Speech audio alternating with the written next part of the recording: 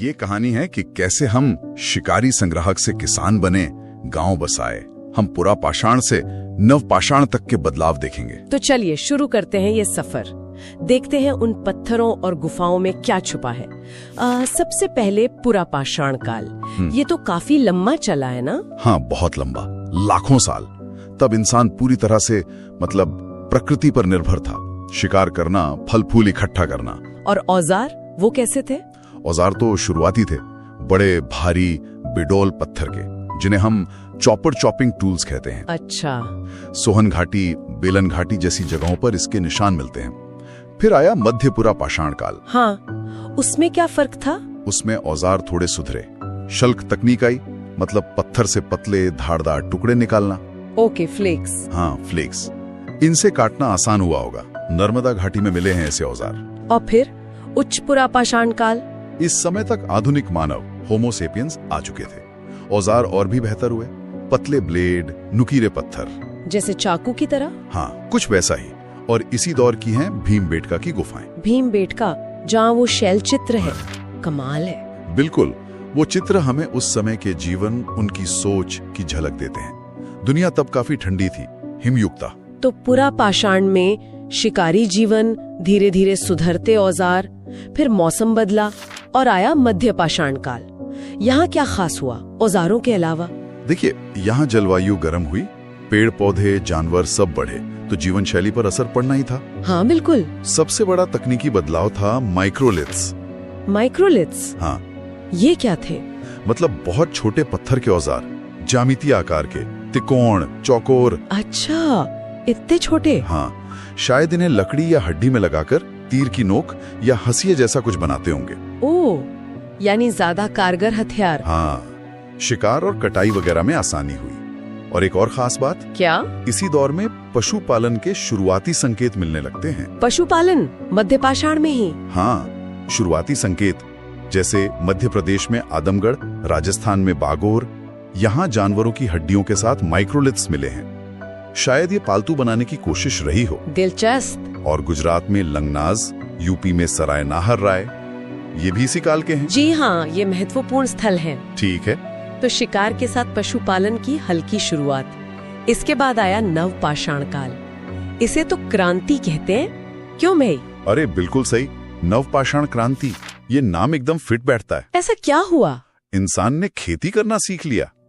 ये समझना कि बीज बोएंगे तो फसल उगेगी, ये बहुत बड़ा बदलाव था। सही बात है, मतलब अब वो खाना ढूंढने की बजाय खाना उगाने लगा। खाद्य संग्राहक से खाद्य उत्पादक बन गया। तो फिर तो जीवन पूरा बदल गया होगा। बिल्कुल। खेती के लिए एक जगह टिकना पड़ा, तो स्थायी बस्तियां बनी, गांव बसे। पशुपालन भी अब ठीक से होने लगा। और मिट्टी के बर्तन? हाँ, जरूरतें बढ़ी तो मिट्टी के बर्तन बनने लगे, अनाज रखने पकाने के लिए। पहले हाथ से, फिर शायद चाक पर भी।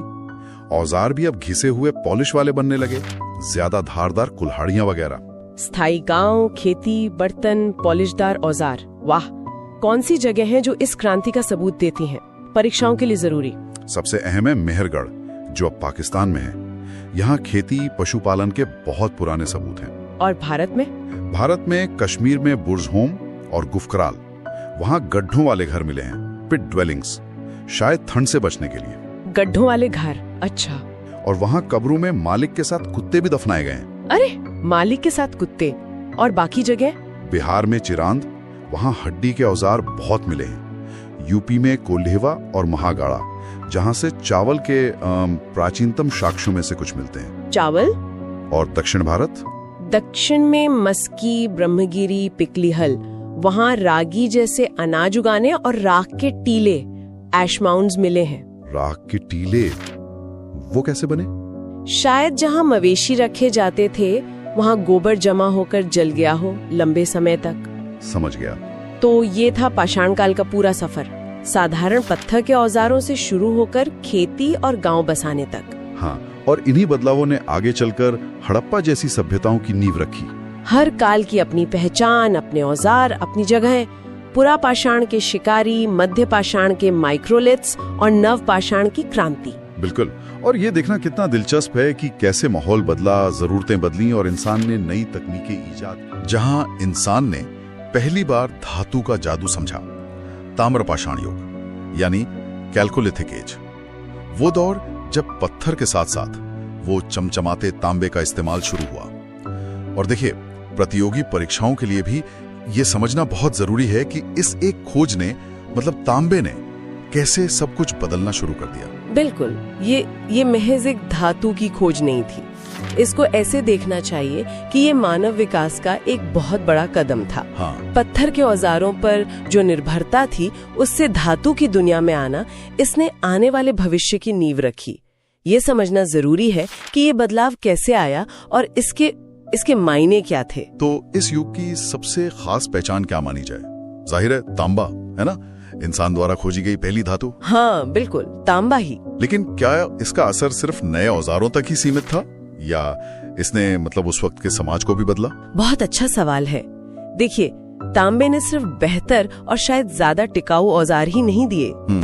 कैसे? सोचिए ना, धातु को जमीन से निकालना, फिर उसे गलाना, फिर उससे औजार या बर्तन बनाना, इसके लिए खास हुनर चाहिए। हाँ, ये तो है। तो शायद कुछ लोग इन कामों में माहिर हो गए होंगे, एक्सपर्ट बन गए होंगे, और इससे सामाजिक संरचना में धीरे धीरे बदलाव की शुरुआत हुई होगी। दिलचस्प है।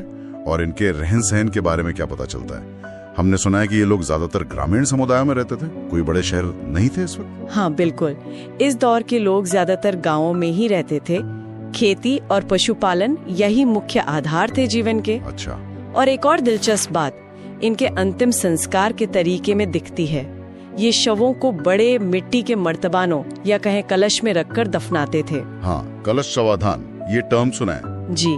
ये उनके रीति रिवाजों और शायद पारलौकिक जीवन संबंधी उनकी जो मान्यताएं थी, उनकी तरफ इशारा करता है। और क्या ऐसी कोई चीज थी जिसके बारे में इन्हें जानकारी नहीं थी? परीक्षाओं में अक्सर ये भी पूछ लिया जाता है कि क्या नहीं था इनके पास। हाँ, इसमें दो मुख्य बातें ध्यान रखने लायक है। एक तो इन्हें घोड़े के बारे में जानकारी नहीं थी, कम से कम व्यापक रूप से इस्तेमाल का कोई सबूत नहीं है। अच्छा, घोड़ा नहीं था। और दूसरा ये पकी हुई ईंटों का इस्तेमाल नहीं करते थे। ओह, अच्छा, तो फिर घर कैसे बनाते थे? इसका मतलब यही है कि इनके घर शायद मिट्टी, घास फूस या फिर कच्ची ईंटों के बने होते होंगे, जो बाद की सभ्यताओं जैसे सिंधु घाटी सभ्यता, जहाँ पक्की ईंटों के मजबूत घर मिले हैं, उतने टिकाऊ नहीं रहे होंगे। सही बात है। अच्छा, घरों की बात हुई तो बर्तनों का जिक्र भी जरूरी है। सुनने में आया है कि इनके मिट्टी के बर्तन भी खास थे, उनकी अपनी पहचान थी। बिल्कुल, पुरातत्वविदों के लिए मिट्टी के बर्तन तो एक तरह से उस काल के, आप कह सकती हैं, सिग्नेचर जैसे होते हैं। हाँ। ताम्रपाषाण युग की दो खास शैलियाँ मिलती हैं।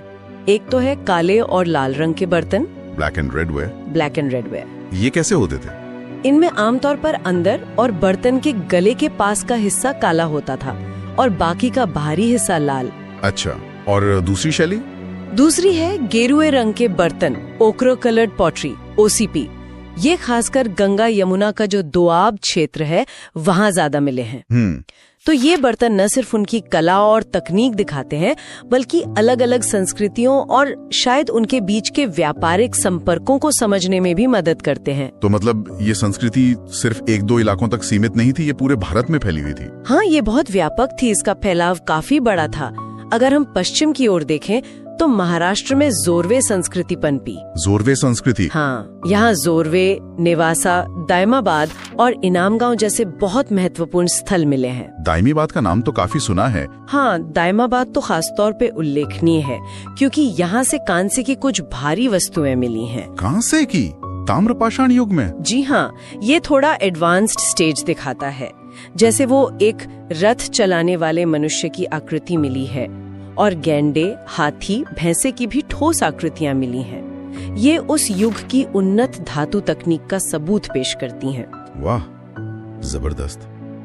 और राजस्थान या मध्य प्रदेश में वहाँ क्या मिला है? दक्षिण पूर्वी राजस्थान में बनास नदी घाटी में आहार और गिलुंद जैसे स्थल मिले हैं। आहार संस्कृति? जी, आहार संस्कृति को ताम्रपाषाण युग के शुरुआती चरणों में गिना जाता है।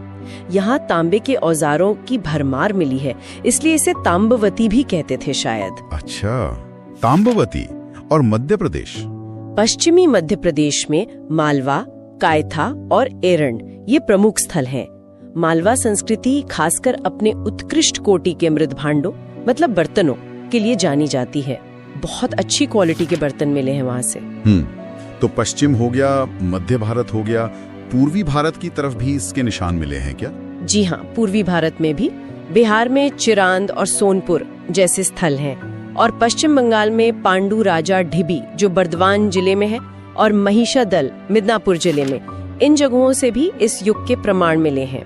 बाप रे, मतलब बिहार बंगाल तक। हाँ, इससे साफ पता चलता है कि तांबे का ज्ञान और उससे जुड़ी जो जीवन शैली थी वो भारत के एक बहुत बड़े भूभाग में फैल चुकी थी, कोई एक जगह सीमित नहीं थी। तो संक्षेप में अगर देखें, पहली धातु तांबे का प्रयोग शुरू हुआ, लोग गाँव में रहते थे, शवों को कलश में दफनाने का रिवाज था, खास तरह के मिट्टी के बर्तन थे, काले, लाल और गेरुए वाले जी। और पूरे भारत में महत्वपूर्ण स्थल फैले थे, जैसे महाराष्ट्र में दायमाबाद, राजस्थान में आहार, एमपी में मालवा और पूर्व में चिरांद तक। ये सब मिलकर एक ऐसी तस्वीर बनाते हैं जहां इंसान तकनीक और समाज के विकास की एक नई सीढ़ी चढ़ रहा था।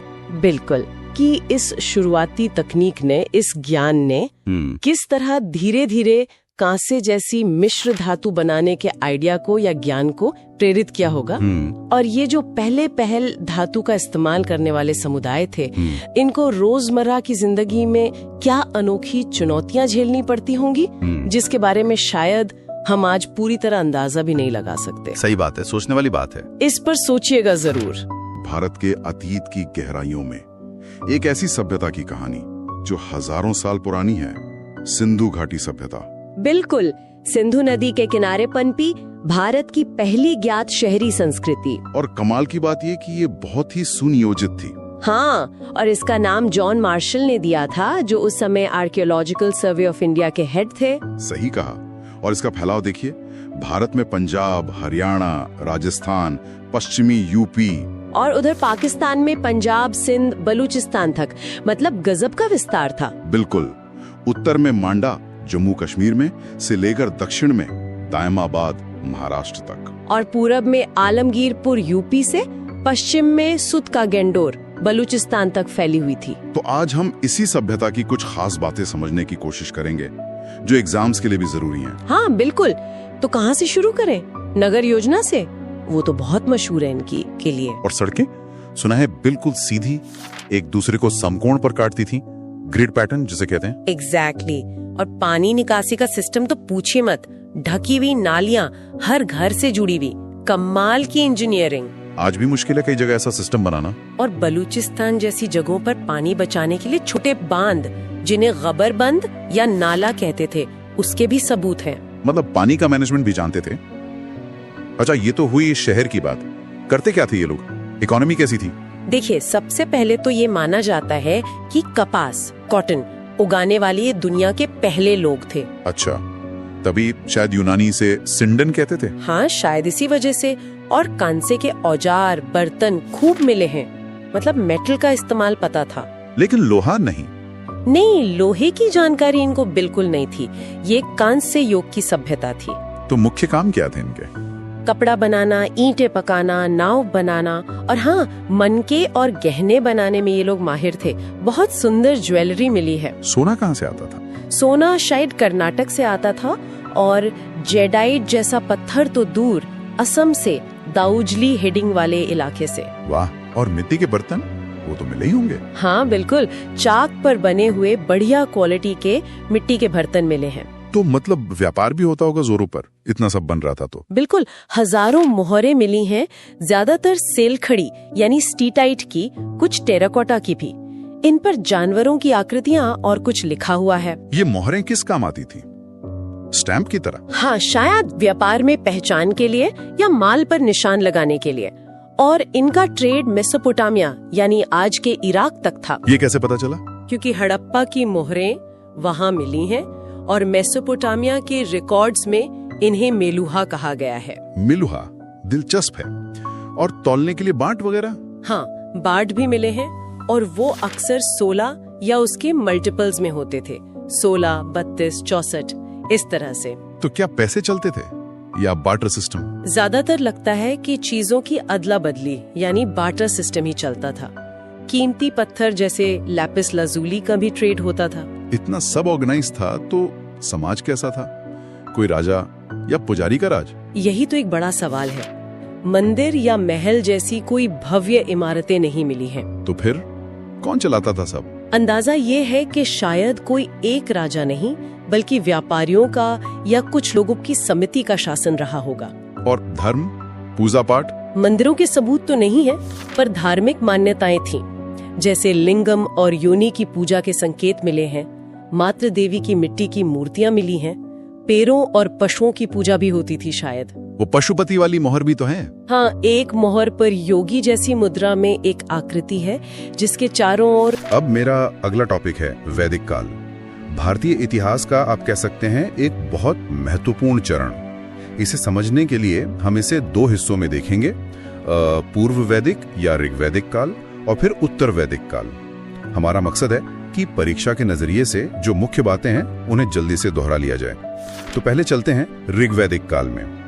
समाज की सबसे छोटी इकाई थी कुल, मतलब परिवार। कई कुल मिलकर ग्राम, फिर विश्व और सबसे ऊपर जन, है ना? और राजनीतिक फैसले के लिए दो संस्थाएं थीं, सभा और समिति। बड़ी फेमस थी ये। एक और जरूरी बात, इस दौर में महिलाओं की स्थिति भी ठीक थी। वो सभाओं में हिस्सा ले सकती थी। विधवा पुनर्विवाह भी होता था। और हाँ, गाय का बहुत महत्व था। उसे अघन्या कहते थे, मतलब हाँ, अघन्या यानी जिसे मारा न जाए, बिल्कुल। और ये ध्यान रखना जरूरी है कि ये समाज मुख्य रूप से पशुपालक था, मतलब अर्ध घुमंतु टाइप। अर्थव्यवस्था का आधार ही पशुपालन था। खेती उतनी महत्वपूर्ण नहीं थी शुरू में। देवता भी प्रकृति वाले ज्यादा थे। इंद्र, जिन्हें पुरंदर भी कहा गया, अग्नि, वरुण, सोम, ये प्रमुख थे। वर्ण व्यवस्था की भी शुरुआत यहीं दिखती है, ब्राह्मण, क्षत्रिय, वैश्य, शूद्र। लेकिन हाँ, ये समझना बहुत जरूरी है कि ये कर्म पर आधारित थी, जन्म पर नहीं, और उतनी कठोर भी नहीं थी। अच्छा, तो फिर उत्तर वैदिक काल में क्या बदला? सुना है काफी बड़े परिवर्तन हुए। हाँ बिल्कुल, यहीं से कहानी काफी बदल जाती है। देखिए, सबसे बड़ा बदलाव था लोहे का इस्तेमाल। वो शुरू हो गया। अब लोहे से जंगल साफ करना आसान हुआ तो खेती बढ़ी। तो जो समाज पहले पशुओं पर ज्यादा निर्भर था, वो अब कृषि प्रधान बन गया। चावल, गेहूं मुख्य फसलें हो गईं और लोग स्थायी रूप से बसने लगे। गांव, बस्तियां बनने लगीं। वो जो छोटे छोटे जन थे ना, वो मिलकर बड़े जनपद बन गए। राजा अब ज्यादा शक्तिशाली हो गया। सभा समिति का महत्व थोड़ा कम हो गया। और इसका समाज पर क्या असर पड़ा? फिर सीधा फर्क पड़ा होगा। हाँ बिल्कुल, सीधा असर पड़ा। वो जो वर्ण व्यवस्था पहले कर्म आधारित थी, वो अब जन्म पर आधारित हो गई, और ज्यादा कठोर भी। समाज एकदम 4 वर्णों में बट गया। इसी समय गोत्र व्यवस्था भी शुरू हुई, मतलब एक ही पूर्वज से अपनी उत्पत्ति मानना। महिलाओं की स्थिति में भी गिरावट आई।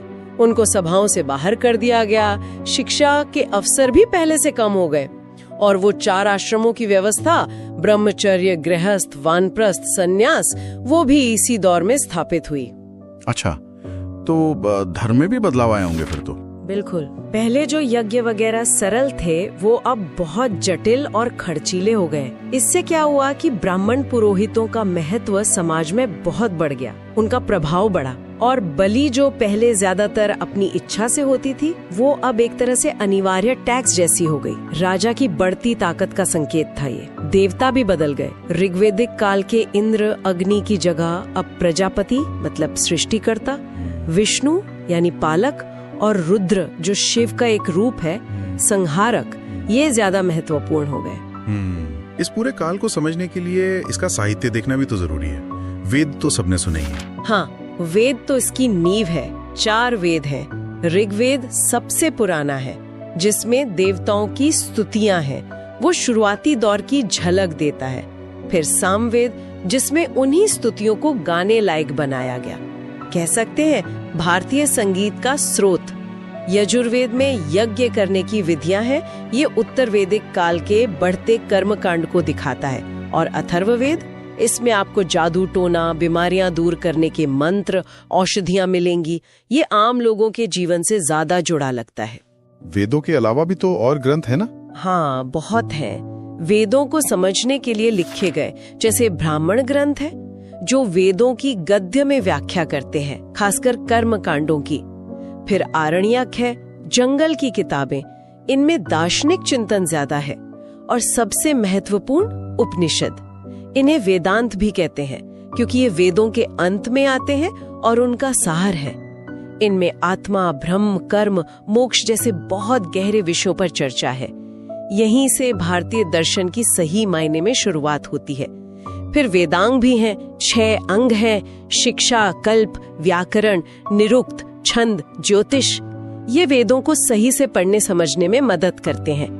इनके अलावा पुराण है, उपवेद है, जैसे आयुर्वेद। ये सब उसी परंपरा का हिस्सा है। अच्छा, और इसी दौर में वो भारत के 6 प्रमुख दर्शन यानी षड्दर्शन भी उभरे थे। सही कहा। वैदिक काल के अंत तक ये 6 विचारधाराएं विकसित हो गई। न्याय, जो तर्क पर जोर देता है, वैशेषिक, अणु सिद्धांत वाला, सांख्य, जो दुनिया को पुरुष और प्रकृति से समझता है, ये सबसे पुराना माना जाता है। फिर योग, मन शरीर के नियंत्रण से मोक्ष वाला, पूर्व मीमांसा, जो कर्म कांड पर बल देता है, और उत्तर मीमांसा या वेदांत, जो ज्ञान और उपनिषदों पर केंद्रित है। ये दिखाता है कि उस युग में सिर्फ कर्मकांड ही नहीं बल्कि तर्क और ज्ञान पर भी कितना गहरा विचार हो रहा था। अब मेरा अगला टॉपिक है जैन धर्म। ये एग्जाम्स के लिहाज से काफी जरूरी टॉपिक है। इसकी शुरुआत मतलब तीर्थंकरों से मानी जाती है। मैंने सुना है कुल 24 तीर्थंकर हुए हैं। जी हाँ, बिल्कुल 24।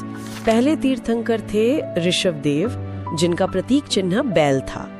और खास बात यह है कि इनका जिक्र हमें वेदों में भी मिलता है। अच्छा, वेदों में भी? हाँ। फिर 23वें तीर्थंकर हुए पार्श्वनाथ। ये वाराणसी से थे और इनका प्रतीक था सर्प।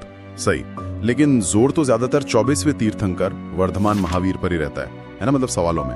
हाँ हाँ, बिल्कुल। महावीर स्वामी सबसे प्रमुख हैं। तो उनके जीवन पर थोड़ी बात करते हैं। जन्म 540 ईसा पूर्व के आसपास कुंडग्राम वैशाली में हुआ था, जो अब बिहार में है। जी, कुंडग्राम वैशाली। उनके पिता सिद्धार्थ थे ज्ञात्रिक कुल के प्रधान, और माता त्रिशला वो लिच्छवी राजकुमारी थी। हाँ, लिच्छवी गणराज्य उस जमाने का काफी शक्तिशाली राज्य था वो। बिल्कुल। महावीर की पत्नी का नाम यशोदा था और उनकी एक बेटी भी थी, अनुजा प्रियदर्शिनी। अच्छा, और ये भी सुना है कि उनके पहले शिष्य उनके दामाद ही थे, जमाली। हाँ, ये बात सही है। जमाली उनके पहले शिष्य बने। महावीर ने घर कब छोड़ा था? शायद 30 साल की उम्र में। हाँ, 30 वर्ष की आयु में उन्होंने सत्य की खोज में गृह त्याग किया था। तो फिर ज्ञान प्राप्ति, जिसे कैवल्य कहते हैं, वो कब हुई? कैवल्य, हाँ, ये उन्हें मिला 42 साल की उम्र में, मतलब पूरे 12 साल की कठोर तपस्या के बाद। जी, जृंभिक ग्राम के पास एक जगह थी, ऋजुपालिका नदी के तट पर। और पेड़ कौन सा था? हाँ, साल का पेड़ था। साल वृक्ष के नीचे? अच्छा, और पहला उपदेश कहाँ दिया था उन्होंने? पहला उपदेश उन्होंने पावा में दिया था। पावा में। और निर्वाण मतलब देह त्याग? निर्वाण हुआ 72 वर्ष की आयु में 468 ईसा पूर्व में। जगह थी पावापुरी, ये भी बिहार में ही है। ओके। ज्ञान प्राप्ति के बाद उन्हें कुछ उपाधियां भी मिली थी, जैसे जिन। हाँ, जिन या जितेंद्रिय, मतलब इंद्रियों को जीतने वाला। और केवलिन भी कहा गया, यानी जिसे पूर्ण ज्ञान हो, कैवल्य प्राप्त हो गया हो। अच्छा, ये तो हुई महावीर के जीवन की बात। जी। अब थोड़ा जैन दर्शन पर आते हैं। जी। इसमें त्रिरत्न का जिक्र आता है बार बार, ये क्या है? जी, त्रिरत्न मतलब 3 रत्न। ये जैन दर्शन का आधार है। सम्यक ज्ञान यानी सही ज्ञान, सम्यक दर्शन मतलब सही विश्वास या नजरिया, और सम्यक चरित्र, और सम्यक चरित्र, बिल्कुल सही आचरण। माना जाता है कि इन्हीं तीनों को फॉलो करके मोक्ष मिल सकता है। और इनके साथ ही 5 महाव्रत भी हैं, 5 व्रत। हाँ, 5 महाव्रत। इनमें है अहिंसा, मतलब किसी को चोट ना पहुंचाना। सत्य, हमेशा सच बोलना। अस्तेय, यानी चोरी न करना। और अपरिग्रह, संपत्ति जमा न करना। हाँ, जरूरत से ज्यादा संपत्ति इकट्ठा न करना। और 5वां है ब्रह्मचर्य, मतलब इंद्रियों पर संयम रखना। ये 5वां व्रत महावीर स्वामी ने जोड़ा था। पहले 4 पार्श्वनाथ के समय से थे। अच्छा, ब्रह्मचर्य महावीर ने जोड़ा, क्यों जोड़ा होगा? कोई खास वजह? हो सकता है उस समय के माहौल को देखते हुए, या फिर भिक्षु संघ को और ज्यादा अनुशासन में रखने के लिए इसकी जरूरत महसूस हुई हो। और जैन धर्म की जो मूल मान्यताएं हैं, ईश्वर के बारे में क्या सोच है? देखिए, जैन दर्शन आत्मा के अस्तित्व में विश्वास रखता है और कर्म के सिद्धांत में भी, मतलब जैसा कर्म वैसा फल। लेकिन ये ईश्वर को सृष्टि के रचयिता के तौर पर नहीं मानता। अच्छा, मतलब ईश्वर में विश्वास नहीं। सृष्टि बनाने वाले ईश्वर में नहीं, जीवन का लक्ष्य कर्मों के बंधन से मुक्त होकर मोक्ष पाना है, आत्मा को शुद्ध करना है। समझ गया। आगे चलकर जैन धर्म में दो हिस्से हो गए थे, श्वेतांबर और दिगंबर। ये क्यों हुआ? हाँ, ये विभाजन हुआ। मुख्य वजह थी अनुशासन और कपड़ों को लेकर मतभेद। जो श्वेतांबर थे वे स्थूलभद्र के अनुयायी माने जाते हैं और सफेद कपड़े पहनते हैं। श्वेतांबर मतलब सफेद वस्त्र वाले। बिल्कुल। और दिगंबर, जिनके प्रमुख भद्रबाहु थे, वो मानते थे कि मोक्ष के लिए वस्त्रों का पूरी तरह त्याग जरूरी है। दिग यानी दिशाएं, ही जिनका अंबर हो यानी वस्त्र। अच्छा, मतलब वो वस्त्र धारण नहीं करते। जी। एक कहानी ये भी है कि मगध में जब अकाल पड़ा तो भद्रबाहु अपने कुछ अनुयायियों और कहते हैं चंद्रगुप्त मौर्य के साथ दक्षिण भारत चले गए थे, कर्नाटक में श्रवणबेलगोला। जब वो लौटे तो यहाँ जो लोग रह गए थे उनसे नियम वगैरह को लेकर मतभेद बढ़ गए थे। ये चंद्रगुप्त मौर्य वाला एंगल भी है। खैर, जैन धर्म के इतिहास में दो बड़ी सभाएं भी हुई जिन्हें संगीति कहते हैं, जहाँ शायद ग्रंथों को इकट्ठा किया गया। हाँ, दो प्रमुख जैन संगीतियां हुई। पहली हुई थी पाटलिपुत्र में, आज के पटना में, लगभग 300 ईसा पूर्व के आसपास। अध्यक्ष कौन थे इसके? स्थूलभद्र। इसी संगीति में जैन धर्म के जो 12 अंग ग्रंथ हैं उनका संकलन शुरू हुआ। ये मुख्य ग्रंथ हैं। ओके।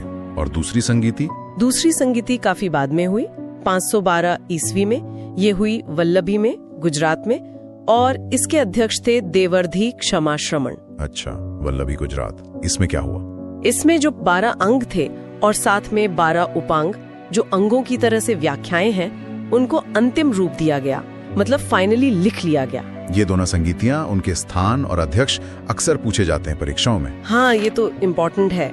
अब थोड़ी बात करते हैं जैन कला और वास्तुकला की। कौन से राजाओं ने इसे बढ़ावा दिया? कई राजाओं ने इसे संरक्षण दिया, जैसे मौर्य सम्राट चंद्रगुप्त मौर्य का नाम आता है, बिंदुसार का भी। फिर कलिंग के राजा खारमेल का नाम बहुत महत्वपूर्ण है। खारवेल, हाँ, उनका हाथी गुम्फा अभिलेख। बिल्कुल। उसी से पता चलता है इनके समय में जैन कला खूब फली फूली। कर्नाटक में श्रवणबेलगोला में भगवान बाहुबली की विशाल मूर्ति है, गोमतेश्वर भी कहते हैं। वो तो बहुत ही प्रसिद्ध है। हाँ, वो तो बहुत ऊंची मूर्ति है, एक ही पत्थर से बनी हुई। जी।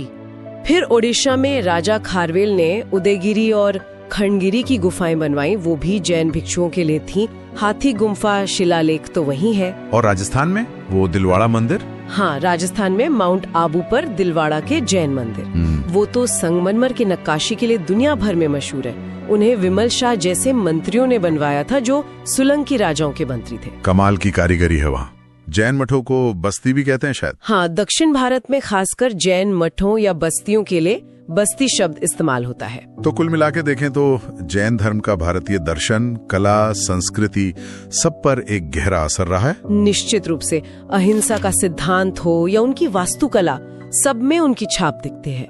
तो आज हमने जैन धर्म के प्रमुख तीर्थंकरों, खासकर महावीर स्वामी के जीवन को समझा, उनके दर्शन में त्रिरत्न और पंच महाव्रत देखे, श्वेतांबर दिगंबर का विभाजन जाना, महत्वपूर्ण संगीतियों पर बात की और जैन वास्तुकला के कुछ खास उदाहरण भी देखे। जी, एक अच्छी रिविजन हो गई इन सब पॉइंट्स के। इस चर्चा को सुनने के लिए धन्यवाद। अब एक सवाल जो दिमाग में आता है, क्या आज के समय में जहाँ इतनी हिंसा है, चीजें जमा करने की होड़ है, जैन धर्म के जो सिद्धांत हैं, अहिंसा और अपरिग्रह वाले, क्या वो पहले से भी ज्यादा जरूरी, ज्यादा प्रासंगिक नहीं हो गए हैं? सोचने वाली बात है। अगला विषय है बौद्ध धर्म। जी।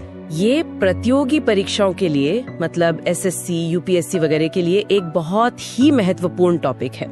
तो चलिए इसके मुख्य पहलुओं को समझते हैं। सबसे पहले गौतम बुद्ध के जीवन की जो प्रमुख घटनाएं हैं उन पर एक नजर डालते हैं। जी। उनका जन्म 563 ईसा पूर्व लुम्बिनी में हुआ था, कपिलवस्तु के पास, शाक्य कुल में। हाँ, पिता शुद्धोधन और माता महामाया, लेकिन उनका पालन पोषण उनकी सौतेली माँ प्रजापति गौतमी ने किया था। अच्छा, और पत्नी यशोधरा, पुत्र राहुल, यहाँ तक तो ठीक है, सामान्य जानकारी।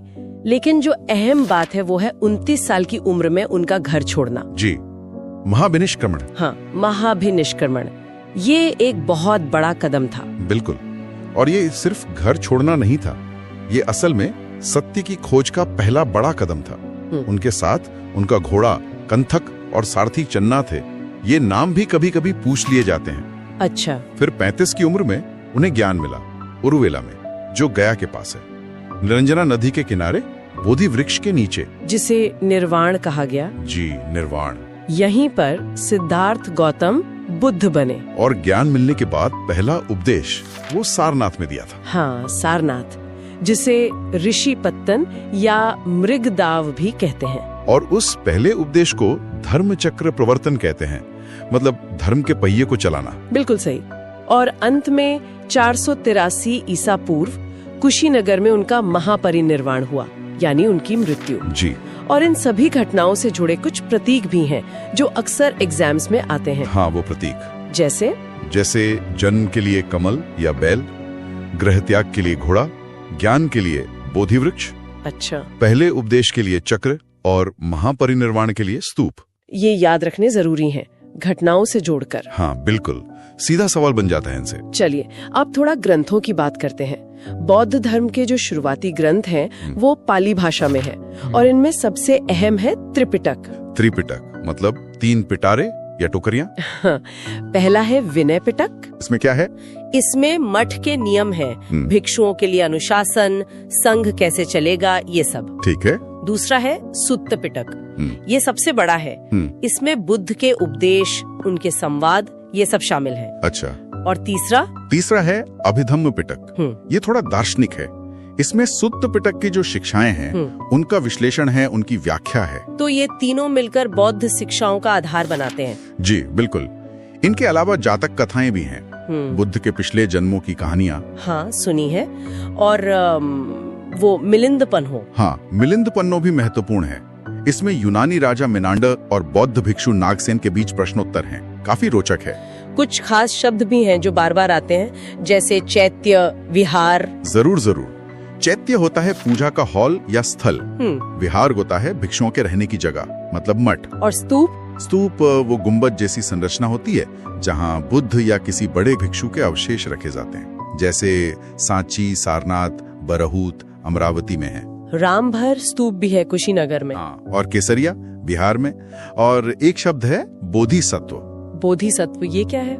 ये महायान शाखा का एक महत्वपूर्ण विचार है। बोधिसत्व वो हैं जो बुद्धत्व के रास्ते पर हैं, लेकिन अपना निर्वाण टाल देते हैं ताकि दूसरों की मुक्ति में मदद कर सकें। अच्छा, अब आते हैं बौद्ध संगीतियों पर, मतलब काउंसिल्स पर। ये क्यों हुई थी? ये सभाएं मुख्य रूप से बुद्ध के उपदेशों को इकट्ठा करने, उनमें अगर कोई मतभेद हो तो उसे दूर करने और उन्हें सुरक्षित रखने के लिए हुई।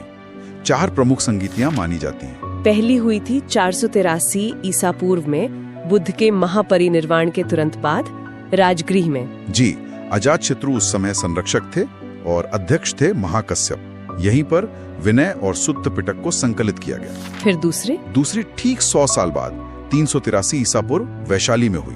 कालाशोक के समय अध्यक्ष थे सबकामी। यहाँ क्या हुआ? यहाँ अनुशासन के कुछ नियमों पर मतभेद हुआ और संघ 2 हिस्सों में बढ़ गया, स्थविरवादिन और महासांगिक। ये आगे चलकर बड़े संप्रदायों का आधार बने। अच्छा, तीसरी संगीति पाटलिपुत्र में हुई सम्राट अशोक के समय, लगभग 250 ईसा पूर्व। हाँ, अध्यक्ष थे मोगलीपुत्र तिस। इसमें अभिधम्म पिटक को अंतिम रूप दिया गया। और चौथी? वो तो काफी बाद में हुई। जी, चौथी हुई कश्मीर के कुंडलवन में, कनिष्क के समय, लगभग 72 ईस्वी। वसुमित्र अध्यक्ष थे और अश्वघोष उपाध्यक्ष। और यहीं पर बौद्ध धर्म स्पष्ट रूप से हीनयान और महायान में बढ़ गया है ना? बिल्कुल, यहीं ये विभाजन पक्का हो गया। तो ये हीनयान और महायान, इनमें मुख्य अंतर क्या था? देखिए, हीनयान मतलब छोटा वाहन, ये बुद्ध की जो मूल शिक्षाएं थी उन्हीं पर जोर देता था। व्यक्तिगत मुक्ति मतलब अरहत बनना। अच्छा। ये लोग पाली भाषा का प्रयोग करते थे और बुद्ध को एक महापुरुष मानते थे, ईश्वर नहीं। मूर्ति पूजा नहीं करते थे। और महायान यानी बड़ा वाहन, इसमें बोधिसत्व की अवधारणा आई, जो हमने अभी बात की, सभी प्राणियों की मुक्ति का लक्ष्य। इन्होंने संस्कृत का प्रयोग ज्यादा किया और बुद्ध की मूर्ति पूजा भी शुरू की। बाद में एक और शाखा आई, वज्रयान, जिसमें थोड़ा तांत्रिक प्रभाव भी दिखता है। समझ गई। अब आखिर में बौद्ध धर्म का जो मूल दर्शन है, 4 आर्य सत्य, ये क्या है? ये बुद्ध के ज्ञान का सार है, बहुत महत्वपूर्ण। पहला सत्य, संसार में दुख है, मतलब जीवन में दुख मौजूद है। दुख, ठीक है। दूसरा, दुख का कारण है और वो कारण है तृष्णा, यानी इच्छा, लगाव, आसक्ति। दुख समुदाय। अच्छा, इच्छा ही दुख का कारण है। तीसरा, दुख का निवारण संभव है, इस दुख को खत्म किया जा सकता है, इसे कहते हैं दुख निरोध यानी निर्वाण। और चौथा? चौथा, इस दुख निरोध तक पहुंचने का एक मार्ग है, दुख निरोध गामिनी प्रतिपदा। और वही मार्ग है अष्टांगिक मार्ग, है ना, द 8-fold पाथ। बिल्कुल, 8 अंगों वाला मार्ग। सम्यक दृष्टि, सम्यक संकल्प, सम्यक वाक, सम्यक कर्मांत, सम्यक आजीव, सम्यक व्यायाम, सम्यक स्मृति और सम्यक समाधि। सही समझ, सही इरादा, सही वचन, सही कर्म, सही जीविका, सही प्रयास, सही सजगता और सही एकाग्रता। ये सिर्फ नियम नहीं बल्कि जीने का एक तरीका है। हाँ, एक संतुलित व्यवहारिक तरीका जो निर्वाण की ओर ले जाता है। ये दिखाता है कि बौद्ध धर्म सिर्फ पूजा पाठ नहीं, एक गहरा दर्शन भी है। तो ये थी बौद्ध धर्म से जुड़ी कुछ खास बातें जो परीक्षा की तैयारी में यकीनन मदद करेंगी। जी हाँ, और इन्हें सिर्फ रटना नहीं है बल्कि इनके आपसी कनेक्शन को समझना जरूरी है। सही कहा।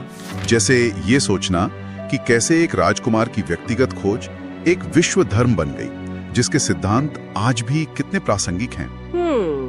ये सोचने वाली बात है कि 2500 साल पुराने दुख और उसके निवारण के ये सिद्धांत आज की भागदौड़ भरी जिंदगी में भी कितने फिट बैठते हैं। अब मेरा अगला टॉपिक है महाजनपद। ये प्राचीन भारत के इतिहास का एक अहम हिस्सा है और खासकर उन लोगों के लिए जो प्रतियोगी परीक्षाओं की तैयारी कर रहे हैं, जैसे SSC, UPSC या फिर स्टेट PCS वगैरह। हाँ बिल्कुल, ये 6ठी शताब्दी ईसा पूर्व के आसपास का समय था जब भारत में अलग अलग हिस्सों में कई बड़े शक्तिशाली राज्य उभर कर आए। उन्हीं को महाजनपद कहा गया और हाँ, इनकी संख्या कुल 16 मानी जाती है। 16 महाजनपद, ठीक है। तो आज हम इन्हीं पर थोड़ी गहराई से बात करेंगे ताकि परीक्षा के नजरिए से जो जरूरी बातें हैं वो समझ आ जाएं। जी, कोशिश यही रहेगी। तो सबसे पहले ये कि हमें इनके बारे में पता कहाँ से चलता है, मतलब ये जो 16 की संख्या है ये कहाँ मिलती है? देखिए, जानकारी के मुख्य स्रोत तो प्राचीन धार्मिक ग्रंथ ही हैं, जैसे बौद्ध साहित्य है, जैन साहित्य है, उनमें इनका जिक्र मिलता है। अच्छा। हाँ, और कुछ पुराने व्याकरण से जुड़े लेखों में भी इनके नाम आते हैं। आमतौर पर ज्यादातर जगहों पर 16 महाजनपदों की सूची मिलती है, हालांकि एक आध जगह संख्या थोड़ी कम ज्यादा भी बताई गई है, पर परीक्षाओं के लिए 16 ही महत्वपूर्ण है। ठीक है, समझ गई। और क्या इन सभी 16 में मतलब शासन एक जैसा ही था या कुछ अलग भी था? नहीं, ये बहुत अच्छा सवाल है। इनमें फर्क था। ज्यादातर में तो राजतंत्र था, मतलब राजा का शासन। जैसा हम आम तौर पर सोचते हैं। हाँ, लेकिन कुछ महाजनपद ऐसे भी थे जो गणतंत्रीय थे, जिन्हें हम रिपब्लिक कह सकते हैं आज की भाषा में। गणतंत्र उस जमाने में, ये तो बड़ी दिलचस्प बात है। ये कैसे काम करते थे फिर? हाँ, ये खास है। गणतंत्रों में क्या था कि शासन किसी एक राजा के हाथ में नहीं था, बल्कि लोगों का कोई समूह या एक संघ, वो मिलकर शासन चलाता था। फैसले साथ में लिए जाते थे। अच्छा, उदाहरण है कोई इसके? बिल्कुल, वज्जी और मल्ल, ये 2 तो बहुत प्रमुख उदाहरण हैं गणराज्यों के। कुछ विद्वान मानते हैं कि कुरु और कंबोज में भी गणतंत्र जैसी व्यवस्था रही होगी। तो ये दिखाता है कि उस वक्त भी शासन के अलग अलग तरीके मौजूद थे। वाह, ये जानना तो बहुत जरूरी है। चलिए अब जरा कुछ प्रमुख महाजनपदों और उनके आज के इलाकों पर नजर डालते हैं ताकि याद रखने में आसानी हो। शुरुआत मगध से करें, वो सबसे शक्तिशाली माना जाता है शायद। हाँ बिल्कुल, मगध। इसकी शुरुआती राजधानी गिरिव्रज थी या राजगृह कह लीजिए। बाद में पाटलिपुत्र बनी, जो आज का पटना है। पटना, अच्छा जी। तो ये आज के दक्षिणी बिहार में जो पटना और गया के आसपास का इलाका है, वो था मगध। और अपनी लोकेशन और रिसोर्सेज की वजह से ये वाकई सबसे ताकतवर बन गया था। मगध के पास सीधा काशी है ना, राजधानी वाराणसी, आज का बनारस। हाँ, काशी, राजधानी वाराणसी। कहते हैं इसका नाम वरुणा और 80 नदियों के संगम के वजह से पड़ा। अच्छा, वरुणा और 80, इसीलिए वाराणसी, ठीक है। बिल्कुल। फिर गंगा के मैदानी इलाकों में और भी थे, जैसे कोसल था, राजधानी श्रावस्ती, ये आज के पूर्वी उत्तर प्रदेश वाला इलाका है। पूर्वी उत्तर प्रदेश। और वत्स था, राजधानी कौशाम्बी, ये आज के प्रयागराज मतलब इलाहाबाद के पास था। ये सब राज्य अपनी उपजाऊ जमीन और व्यापार के रास्तों की वजह से काफी महत्वपूर्ण थे। सही। अच्छा, मध्य भारत की तरफ आए तो अवंती का नाम सुना है? हाँ, अवंती ये भी बड़ा महाजनपद था। इसकी 2 राजधानियां थी, उत्तरी हिस्से की उज्जैनी और दक्षिणी हिस्से की माहिष्मती। ओ, 2 राजधानियां। जी, ये आज का जो मालवा क्षेत्र है मध्य प्रदेश का, वो इलाका था। और उज्जैनी यानी आज का उज्जैन, वो उस समय व्यापार और संस्कृति का बहुत बड़ा केंद्र था, बहुत महत्वपूर्ण शहर। उज्जैन, समझ गए। और अगर हम उत्तर पश्चिम की तरफ देखें तो उधर कौन से थे? उत्तर पश्चिम सीमा पर जाएं तो गांधार था, राजधानी तक्षशिला। तक्षशिला, वो तो शिक्षा का बहुत बड़ा केंद्र था, है ना? बिल्कुल, विश्व प्रसिद्ध केंद्र था शिक्षा का। ये आज पाकिस्तान में है, रावलपिंडी के पास। और इसी के पास था कंबोज, राजधानी पूंछ या हटक बताई जाती है। कंबोज, ये कहाँ पड़ता होगा आज? ये आज का जो कश्मीर का राजौरी और पाकिस्तान का हजारा क्षेत्र है, वो इलाका। कंबोज अपने घोड़ों के लिए बहुत मशहूर था और संभवतः ये भी एक गणतंत्र रहा हो। घोड़ों के लिए? अच्छा। और वो गणराज्य जिनका आपने पहले जिक्र किया था, वज्जी और मल? हाँ, वज्जी संघ, इसकी राजधानी वैशाली थी। आज के उत्तरी बिहार में ये 8 कुलों का एक बड़ा मजबूत संघ था। इसमें लिच्छवी सबसे प्रमुख थे। ये अपनी गणतांत्रिक व्यवस्था के लिए ही जाना जाता था। 8 कुलों का संघ वज्जी, ठीक है। और मल? हाँ, मल भी एक गणराज्य था। इसकी 2 राजधानियां थी, कुशीनारा और पावा। ये आज के पूर्वी उत्तर प्रदेश में देवरिया जिले के आसपास का क्षेत्र है। बौद्ध इतिहास में भी इन दोनों जगहों का बड़ा महत्व है। हाँ, कुशीनगर और पावापुरी, बिल्कुल।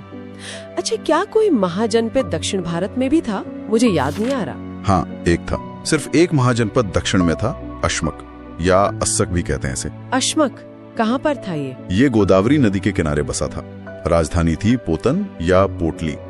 ये इकलौता महाजनपद था जो विंध्य पर्वत के दक्षिण में स्थित था। ओह, ये तो खास बात है। दक्षिण का इकलौता महाजनपद अश्मक, ठीक है। और बाकी जो रह गए उनका भी नाम बता दीजिए संक्षिप्त में। जी बिल्कुल।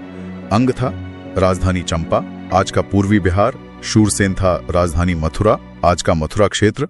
पांचाल था, पश्चिमी उत्तर प्रदेश में। इसकी भी 2 राजधानियां थीं, अहिच्छत्र और काम्पिल्ले।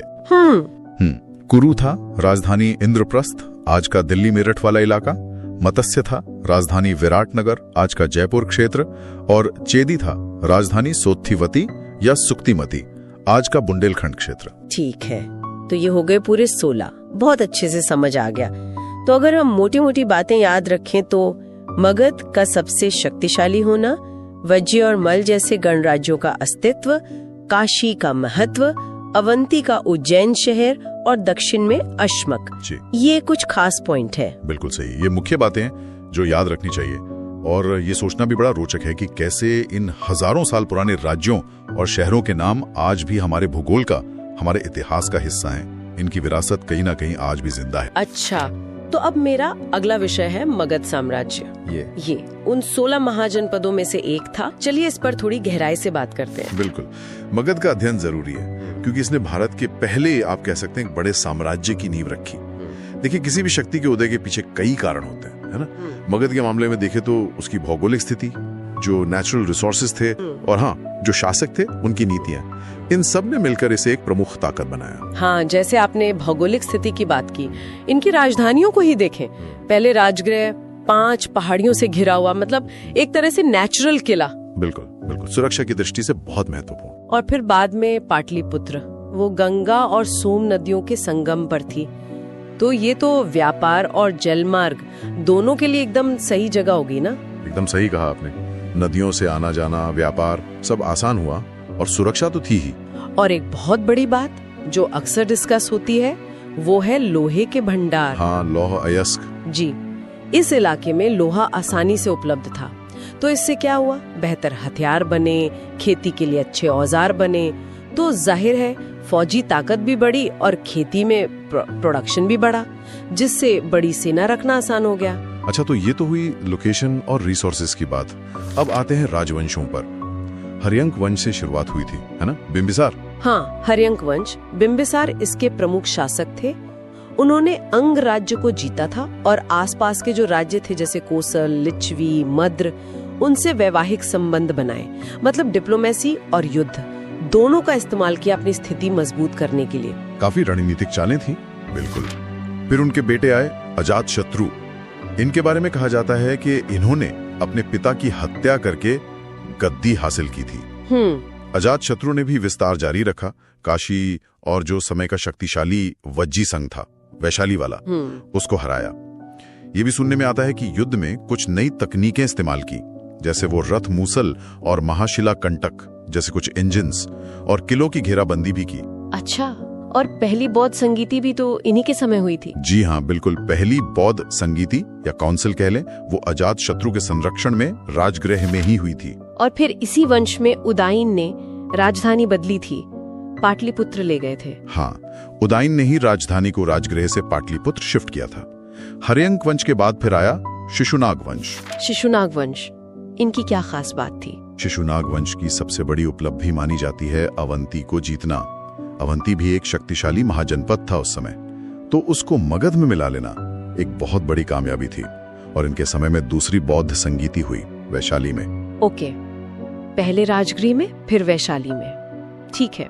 और इसके बाद नंदवंश। जी, फिर आया नंदवंश। इसके संस्थापक थे महापद्म नंद। ये बहुत ही शक्तिशाली शासक माने जाते हैं। इन्हें उपाधियां मिली थी, जैसे एकराट मतलब एकमात्र सम्राट, और सर्व क्षत्रांतक यानी क्षत्रियों का नाश करने वाला। अच्छा, ये उपाधियां तो काफी कुछ बताती हैं उनके बारे में। हाँ, ये दिखाती हैं कि उन्होंने एक बहुत विशाल साम्राज्य बनाया था। शायद निम्न कुल से आते थे, ऐसा भी माना जाता है। इसी वंश के आखिरी शासक थे धनानंद। वो थोड़े अलोकप्रिय थे शायद, और उन्हीं के समय में सिकंदर का आक्रमण हुआ था। हाँ, सिकंदर का आक्रमण। और फिर धनानंद को हटाकर ही तो चंद्रगुप्त मौर्य ने मौर्य वंश की स्थापना की थी, चाणक्य की मदद से। बिल्कुल। नंद वंश का अंत और मौर्य वंश का उदय, ये भारतीय इतिहास का एक बहुत बड़ा मोड़ था। सही कहा। अच्छा, ये तो हुई राजाओं और वंशों की बात, पर उस समय का जो आम जीवन था, समाज, अर्थव्यवस्था, उसके बारे में क्या पता चलता है? देखिए, समाज और अर्थव्यवस्था भी काफी विकसित हो रहे थे। एक खास तरह के मिट्टी के बर्तन मिलते हैं खुदाई में, काले चमकदार। उन्हें नॉर्दर्न ब्लैक पॉलिश्ड वेयर या NBPV कहते हैं। ये उस समय की एक पहचान है, दिखाता है कि पॉटरी बनाने की तकनीक कितनी अच्छी थी। अच्छा, और व्यापार वगैरह के लिए सिक्के चलते थे? हाँ, आहत सिक्के, जिन्हें पंच मार्क कॉइन भी कहते हैं, वो चलन में थे। इनको शायद निष्क या सतमान भी कहा जाता था। ये दिखाता है कि अब बार्टर सिस्टम से आगे बढ़कर मुद्रा का प्रयोग बढ़ रहा था।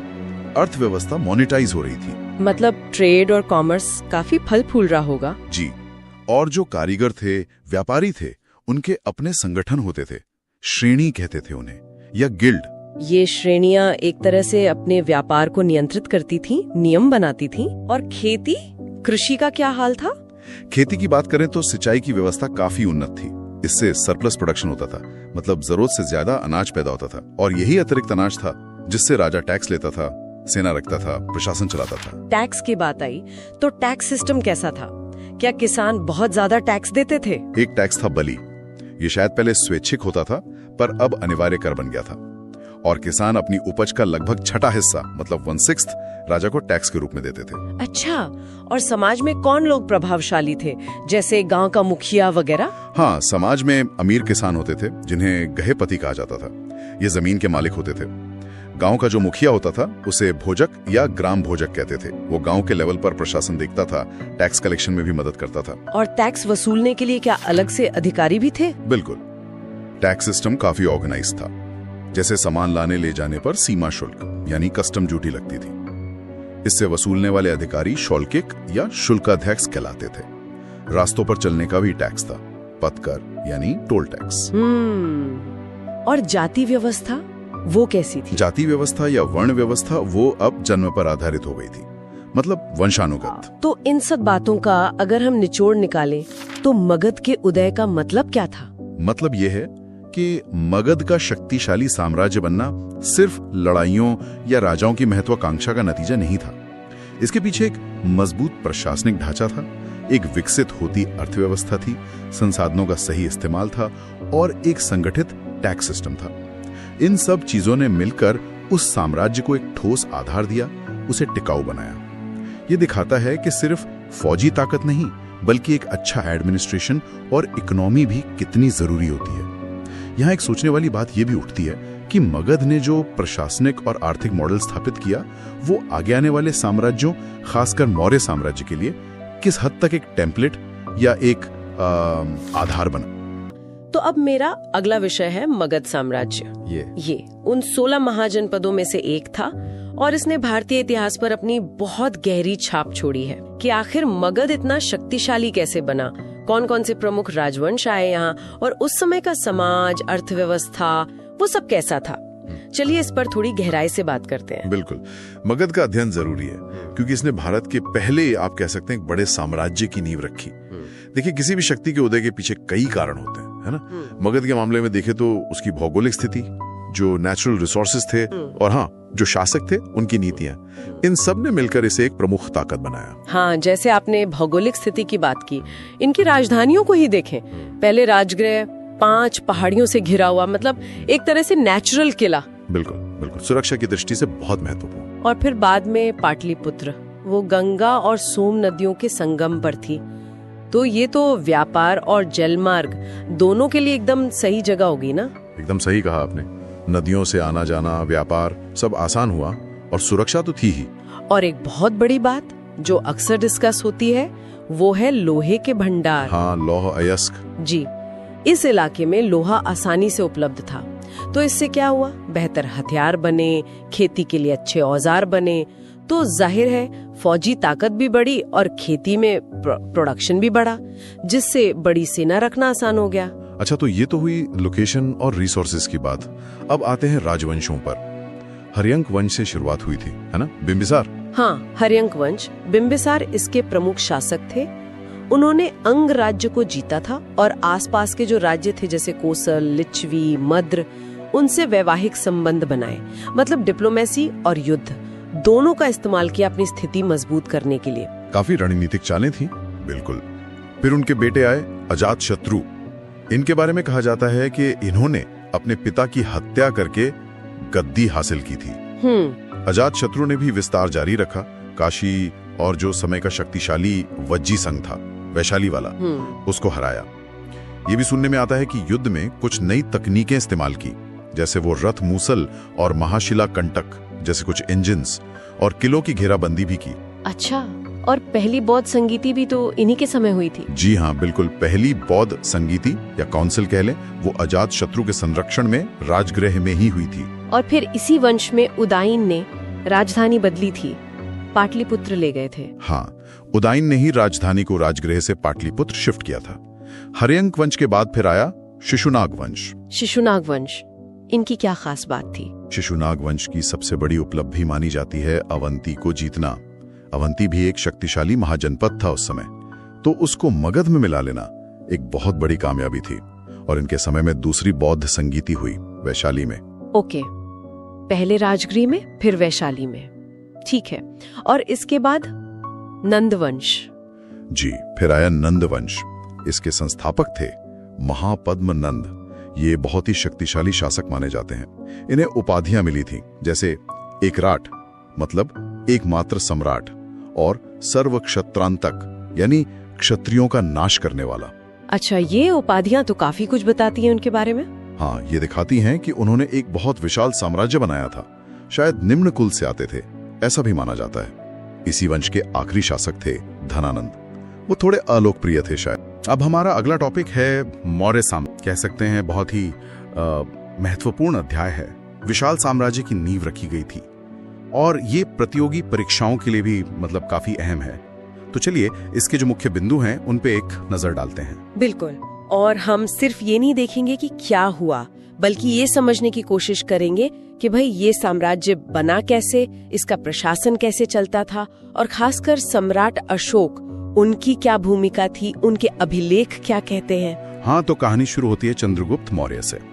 इन्होंने ही नंद वंश को हटाकर इस साम्राज्य की स्थापना की थी।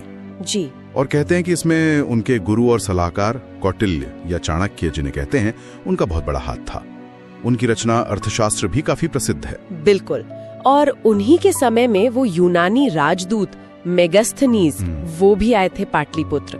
उनकी किताब से भी हमें काफी कुछ पता चलता है उस समय का।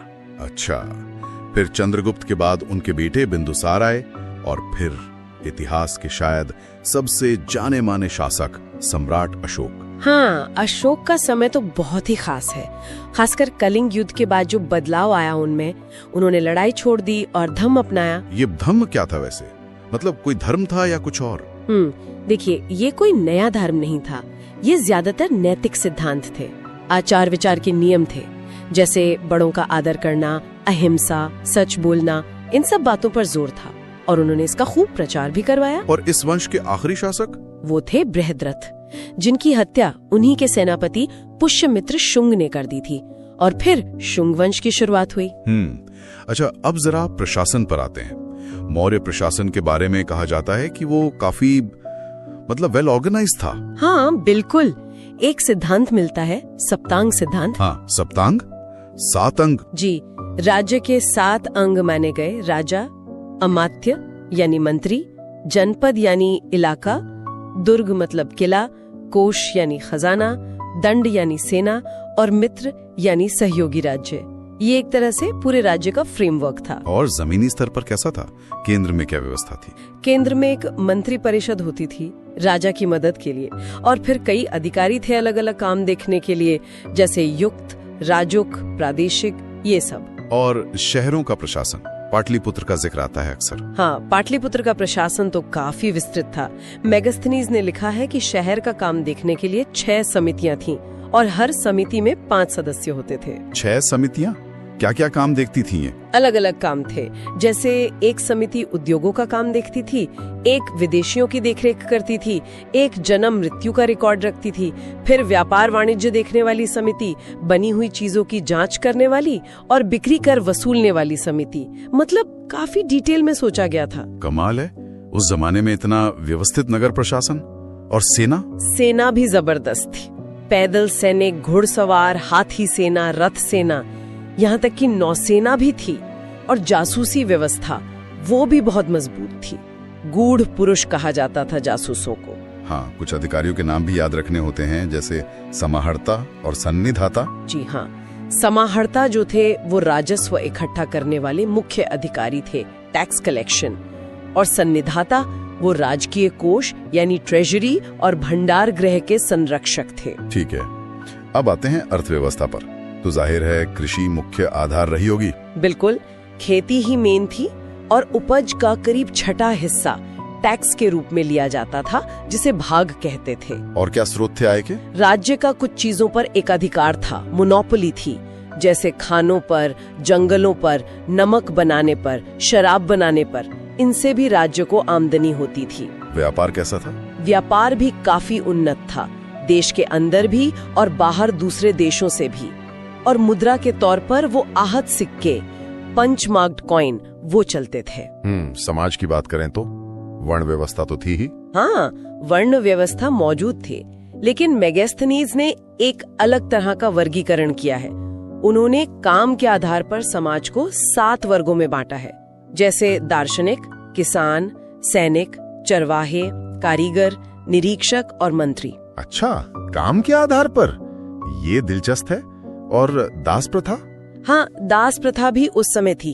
चलिए, अब आते हैं अशोक पर और उनकी सबसे बड़ी विरासत जो मानी जाती है, उनके अभिलेख।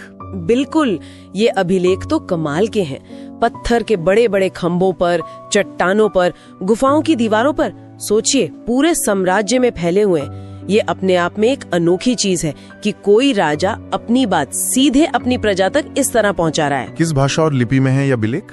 ज्यादातर अभिलेख प्राकृत भाषा में है, जो उस समय आम लोगों की भाषा थी। और लिपियों की बात करें तो सबसे ज्यादा ब्राह्मी लिपि का इस्तेमाल हुआ है, जो बाएं से दाएं लिखी जाती है। अच्छा। लेकिन उत्तर पश्चिम भारत में, जो आज पाकिस्तान अफगानिस्तान का इलाका है, वहाँ खरोष्ठी लिपि भी मिली है, जो दाएं से बाएं लिखी जाती थी। और अफगानिस्तान में तो यूनानी और अरामिक लिपियों में भी अभिलेख मिले हैं। यानी जहाँ जैसी जरूरत वैसी लिपि। जी हाँ, ये दिखाता है कि साम्राज्य कितना फैला हुआ था और वो स्थानीय भाषाओं, लिपियों का भी ध्यान रखते थे। और इन अभिलेखों को पढ़ा किसने सबसे पहले? ये भी एक जरूरी सवाल बनता है। हाँ, ये बहुत महत्वपूर्ण है। ब्राह्मी लिपि को सबसे पहले 1837 में जेम्स प्रिंसेप नाम के एक अंग्रेज विद्वान ने पढ़ा था। इसी के बाद हम अशोक और उनके समय के बारे में इतना कुछ जान पाए। मतलब प्रिंसेप ने एक तरह से इतिहास का एक बड़ा दरवाजा खोल दिया। बिल्कुल सही। कुछ अभिलेख और भी खास हैं, जैसे मस्की, गुर्जरा, निट्टूर, उदयगोलम। इन छोटे शिलालेखों में अशोक का नाम अशोक मिलता है, वरना ज्यादातर अभिलेखों में उन्हें दीवाना प्रिय यानी देवताओं का प्रिय या प्रियदर्शी यानी प्रियदर्शी कहा गया है। अच्छा, नाम सिर्फ कुछ ही जगह मिलता है। और वो बराबर पहाड़ियों वाली गुफाएं, हाँ बराबर पहाड़ियों में जो गुफाएं हैं वो अशोक ने आजीविक संप्रदाय के साधुओं को दान में दी थी। इसका भी जिक्र अभिलेखों में है। तो इन अभिलेखों से हमें अशोक के धम्म, उनके प्रशासन, उनकी सोच, उस समय के समाज, सबके बारे में बहुत जानकारी मिलती है। तो अगर हम सार निकालें तो मौर्य साम्राज्य भारत का पहला बड़ा सेंट्रलाइज्ड एम्पायर था और उसका प्रशासन काफी मजबूत था। बिल्कुल। और अशोक ने युद्ध छोड़कर धम्म को अपनाया, शांति और नैतिकता पर जोर दिया और अभिलेखों के जरिए अपनी प्रजा से बात की।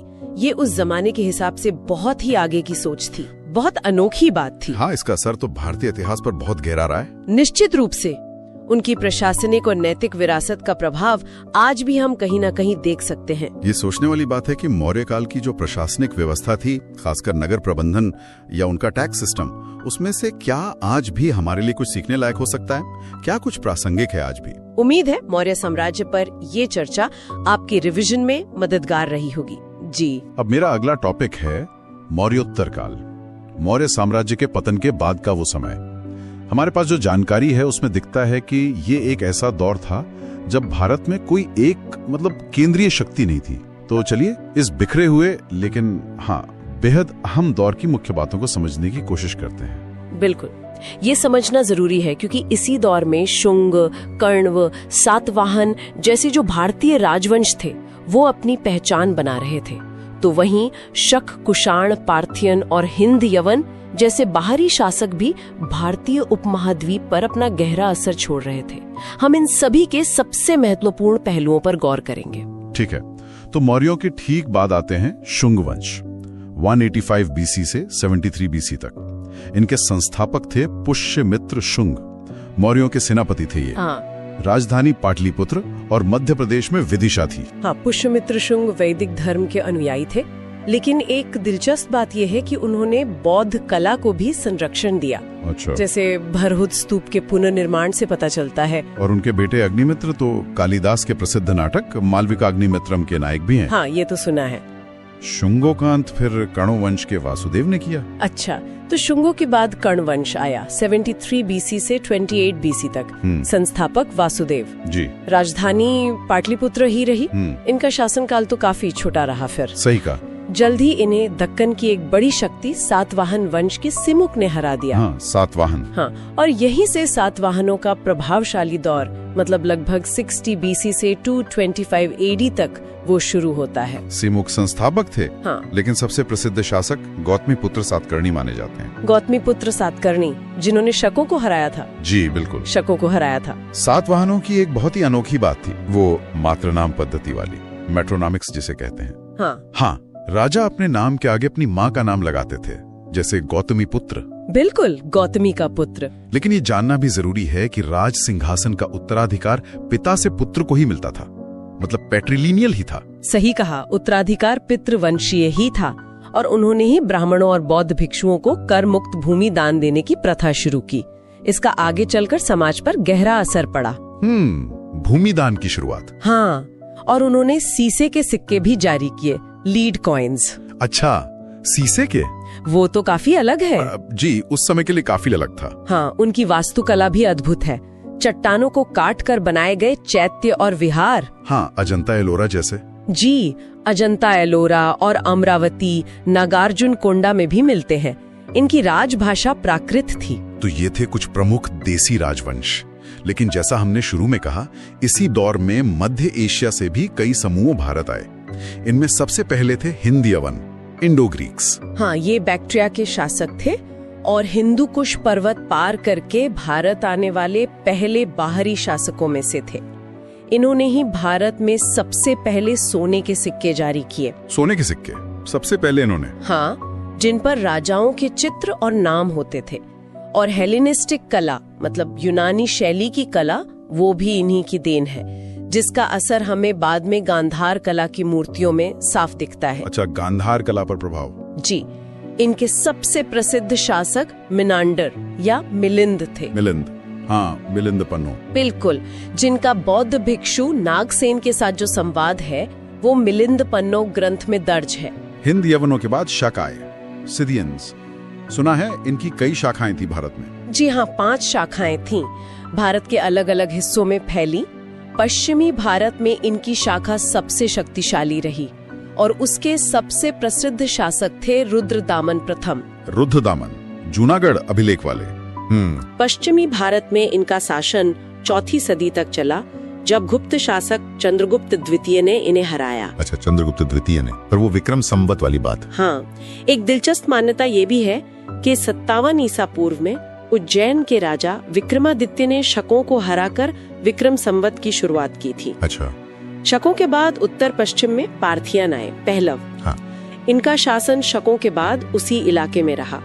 गोंडो फर्नीस इनका एक जाना माना शासक है, जिसके समय में कहते हैं कि ईसाई संत थॉमस भारत आए थे। अच्छा। और फिर आए कुषाण, लगभग 1ली से 3री सदी एडी, जिन्हें यूची या तोचारियन भी कहते हैं। ये शायद सबसे प्रभावशाली बाहरी शासकों में से थे। हाँ, निश्चित रूप से। इनकी पहली राजधानी पुरुषपुर यानी आज का पेशावर और दूसरी मथुरा थी। 2 राजधानियां।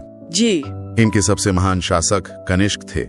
उन्होंने देवपुत्र मतलब ईश्वर का पुत्र जैसी उपाधि ली थी और उन्होंने ही कश्मीर में 4थी बौद्ध संगीति आयोजित करवाई। हाँ, 4थी बौद्ध संगीति कनिष्क। जी, जहां महायान बौद्ध धर्म को अंतिम रूप दिया गया। और सबसे महत्वपूर्ण बात, उनका विशाल साम्राज्य मध्य एशिया से लेकर मथुरा तक फैला था और रेशम मार्ग सिल्क रूट के एक बड़े हिस्से पर उनका नियंत्रण था। सिल्क रूट पर नियंत्रण, इससे तो व्यापार बहुत बढ़ा होगा। बिल्कुल, भारत का व्यापार और सांस्कृतिक आदान प्रदान खूब बढ़ा। कहते हैं कुषाणों ने सोने के सबसे शुद्ध सिक्के जारी किए थे। जी हाँ, उनके समय में सबसे शुद्ध सोने के सिक्के जारी हुए। और भारतीय समाज और संस्कृति पर भी उनका गहरा प्रभाव पड़ा।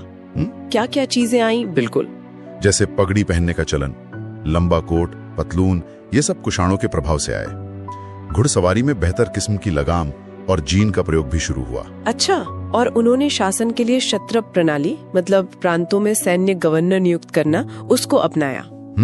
और विज्ञान साहित्य में भी। हाँ, विज्ञान के क्षेत्र में आयुर्वेद के महान ज्ञाता चरक और शल्य चिकित्सा के जानकार सुश्रुत ये कनिष्क के समकालीन माने जाते हैं। साहित्य में अश्वघोष, नागार्जुन, वसुमित्र जैसे बड़े बौद्ध विद्वान हुए।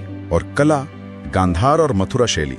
जी, कला में गांधार शैली जिस पर यूनानी रोमन प्रभाव था और मथुरा शैली जो पूरी तरह स्वदेशी थी, इन दोनों का विकास इसी समय अपने चरम पर था।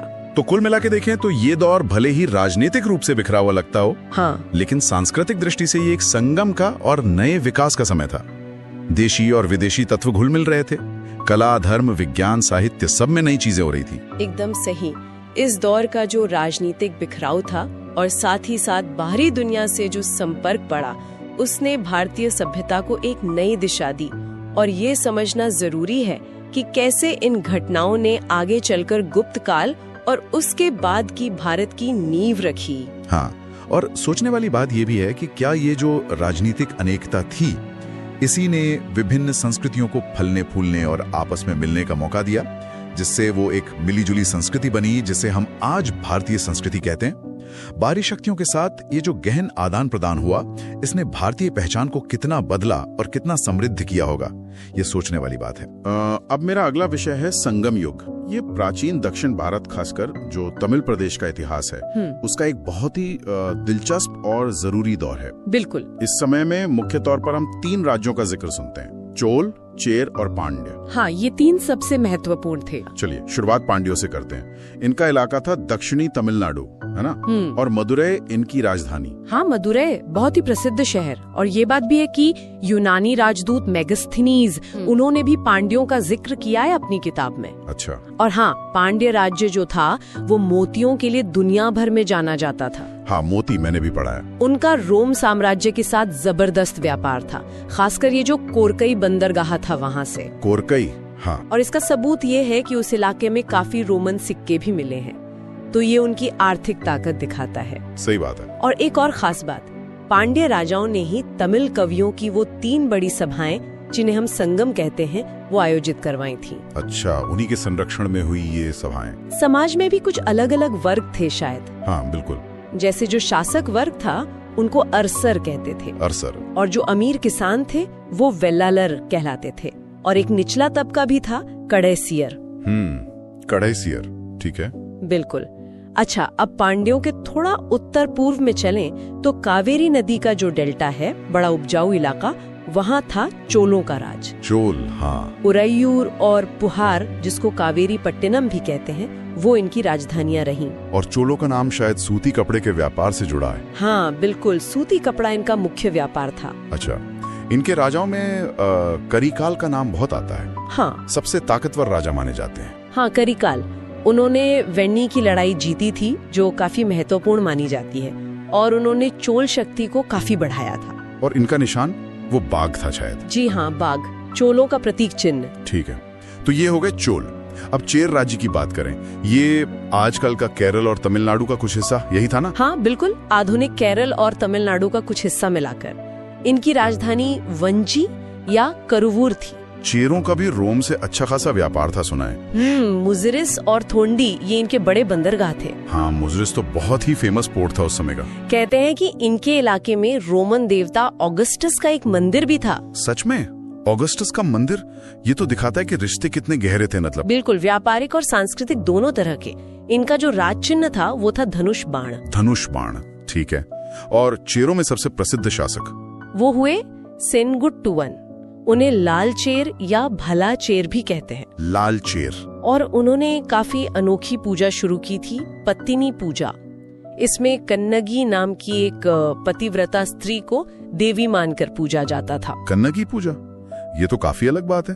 उस समय की सोच पर भी रोशनी डालती है ये। हाँ, ये सतीत्व की देवी के रूप में पूजी जाती थी। वाकई दिलचस्प। अच्छा, अब जरा उस दौर के साहित्य पर आते हैं। संगम साहित्य, ये तो बहुत विशाल है ना? हाँ, बहुत समृद्ध साहित्य है। इसको मोटे तौर पर हम 2 हिस्सों में देख सकते हैं। कैसे? एक है कथात्मक या वर्णनात्मक साहित्य, जिसे मेल कन्नुकु कहते हैं। इसमें 18 प्रमुख रचनाएं हैं, थोड़ी लंबी कविताएं टाइप की। मेल कन्नुकु, ठीक है। और दूसरा है उपदेशात्मक साहित्य, यानी किलकन्नुकु। इसमें भी 18 रचनाएं हैं, पर ये छोटी हैं, नीति वाली कविताएं हैं। अच्छा, छोटी नीति वाली। इसमें वो अहम और पुरम वाला कॉन्सेप्ट भी आता है ना? बिल्कुल। ये संगम साहित्य के 2 मुख्य विषय थे। अहम मतलब अंदरूनी बातें, जैसे प्यार, निजी भावनाएं, प्रेम वगैरह। हाँ।